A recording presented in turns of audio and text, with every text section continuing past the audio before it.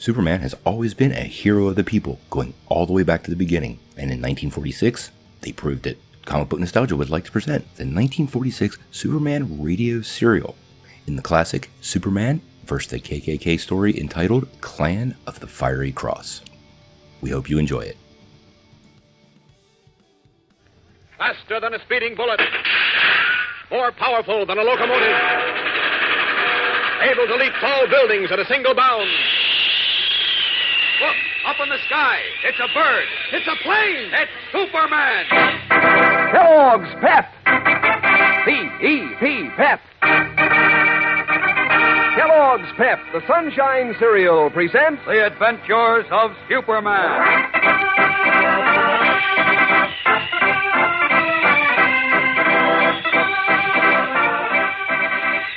Today, stunned by the threat against Tommy Lee and his family, Clark Kent and Jimmy Olsen prepare to call at his house, where the symbol of hate had burned an ominous warning.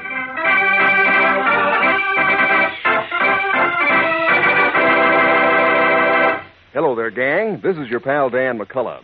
You know, every once in a while, I try to figure out what's the most important thing about Kellogg's Pep that makes it such a slick treat for breakfast. Let's see, I say to myself, maybe it's Pep's tender crispness. You know, the way those delicate flakes of whole wheat practically melt in your mouth. On the other hand, I say, Pep is called the Sunshine Cereal. Must be that sparkling sunshine flavor that gives my appetite the old come on. Then again, I think of how Kellogg's Pep is good for you, and how it teases your taste so that, well, you want to eat a hearty, solid sort of breakfast. And, gang, I always come to the same conclusion. Kellogg's Pep is tender and crisp and sunny flavored. It's a smooth dish that has everything to make your appetite sit up and take notice. So there's probably no single reason why you always want to eat up every spoonful in your bowl. But here's a reason why that's a particularly smart idea nowadays. You wouldn't want to waste cereal when we're sending the cereal grains to fellows and girls overseas. So don't waste Kellogg's Pep when Mom brings it home from the grocer's. Pour it carefully and eat up every bit you pour out. That's a cinch, isn't it? Eat all your Pep. Don't waste it. And now, the adventures of Superman. Jealous because Jimmy Olsen, manager of the Unity House baseball team, had selected young Tommy Lee, a newcomer, as number one pitcher, a boy named Chuck Riggs tried to rattle Tommy by deliberately crowding the plate in batting practice and was accidentally struck in the head. That night, in the glow of a burning cross at a secret meeting in the hills above Metropolis, a band of robed and hooded men heard Chuck and his Uncle Matt, their leader, state that Tommy Lee had tried to murder Chuck. Matt Riggs called for immediate action against Tommy and his family, whom he denounced as un-American. An hour later, a cross of fire, symbol of the hooded mob, was burned on the lawn of the Lee home.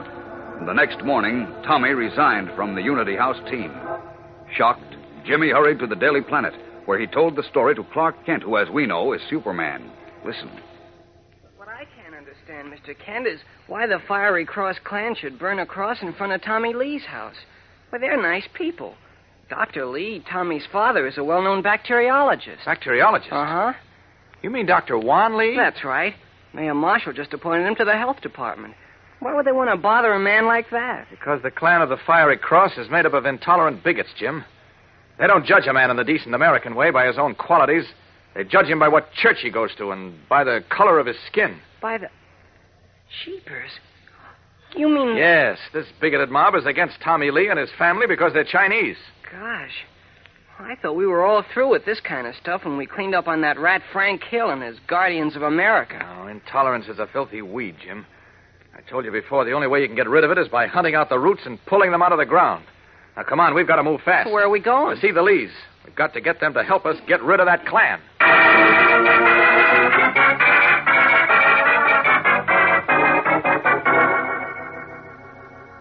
Hey, what goes on here, Tommy? Why all the packing? We're moving, Jim.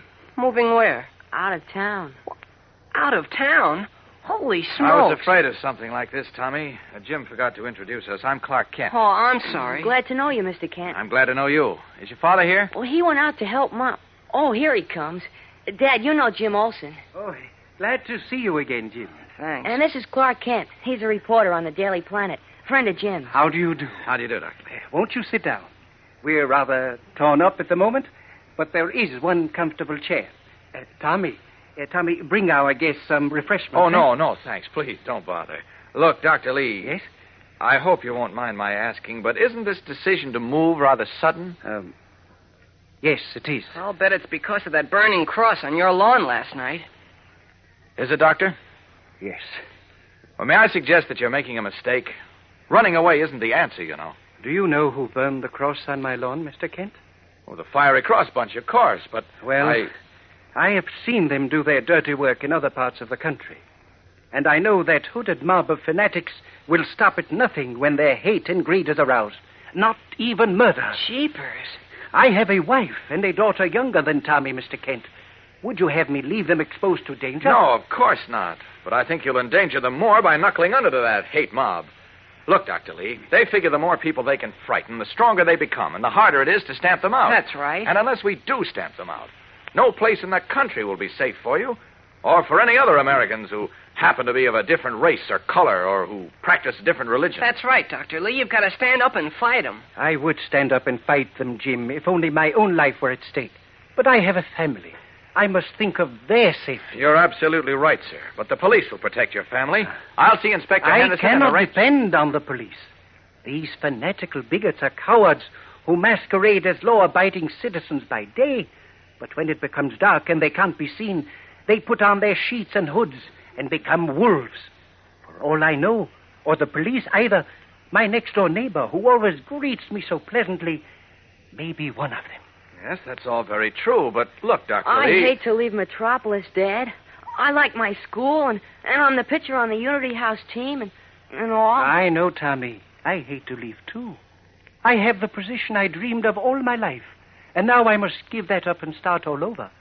But it cannot be helped. I tell you it can be helped, Doctor. If only you'll cooperate with those who want to help you.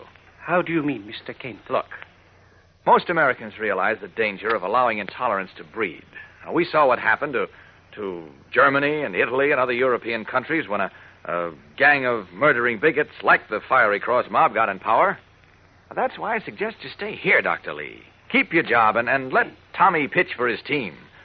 That way, we'll be able to flush these hooded cowards out from behind their sheets, and then we can clap them in jail. Hey, that sounds good to me. Let's, Dad. But, Tommy, if something happened to you and your sister and your mother... Look, I I'll would... guarantee to have a special police officer assigned to guard this house.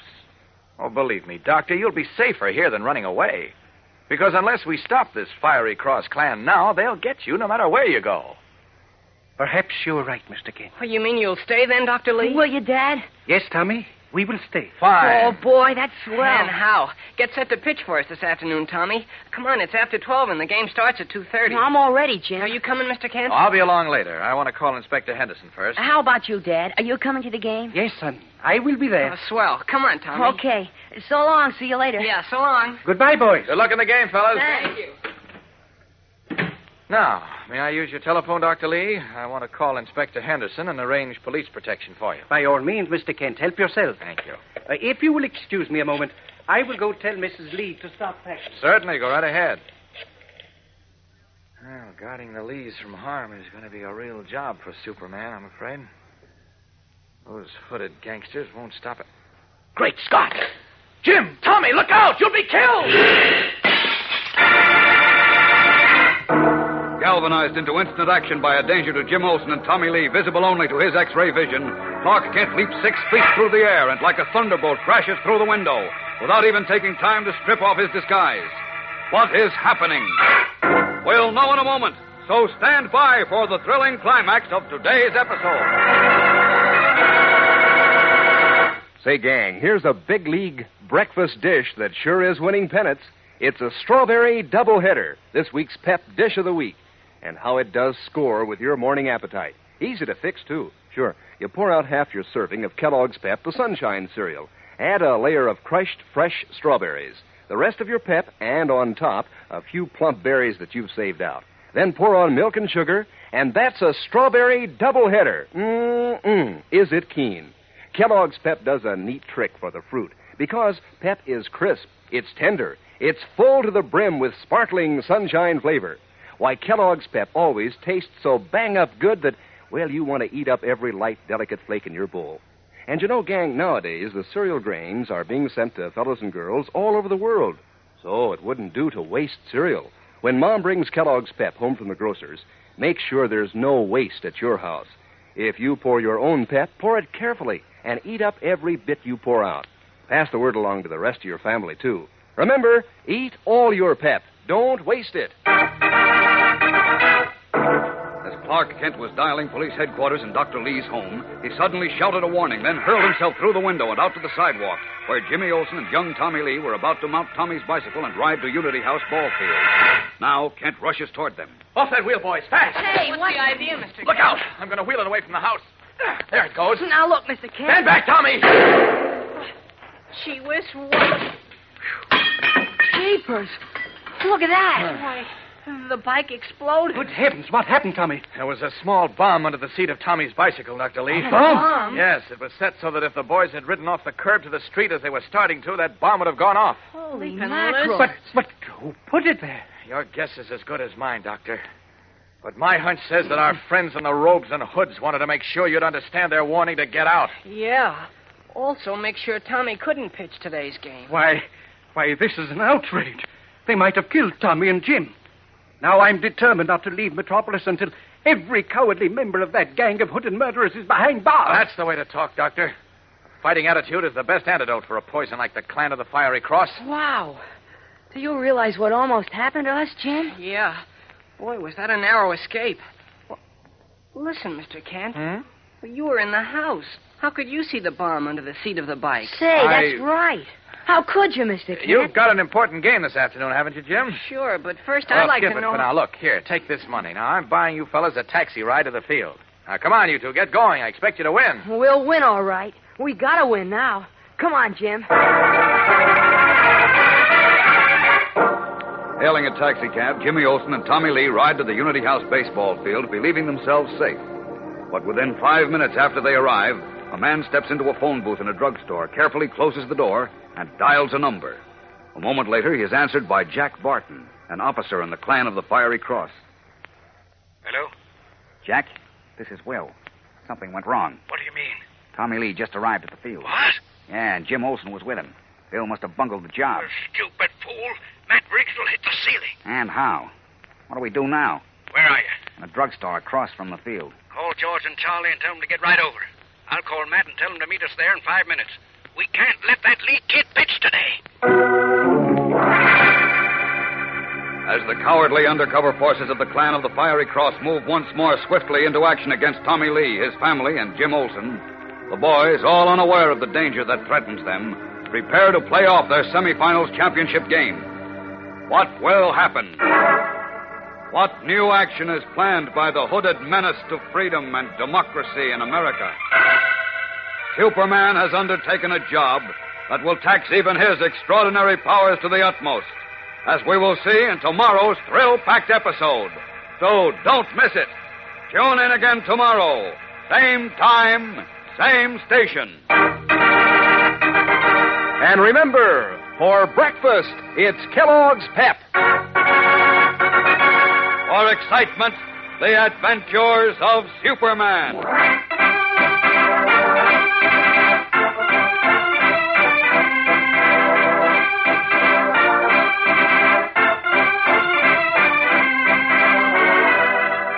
Superman is a copyrighted feature appearing in Superman DC comic magazines and is brought to you Monday through Friday at the same time by Kellogg's Pep, the Sunshine Cereal.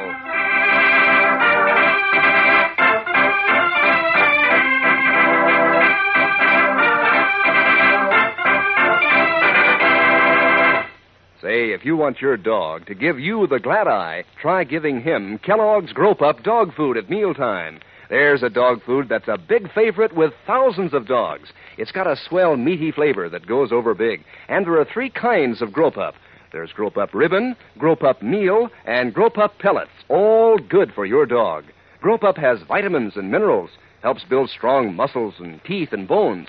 Just tell that to Mother, and I'm sure she'll want your dog to feed on Kellogg's Grow-Pup every day. And be sure to be with us tomorrow for the thrilling adventures of Superman. This is the Mutual Broadcasting System.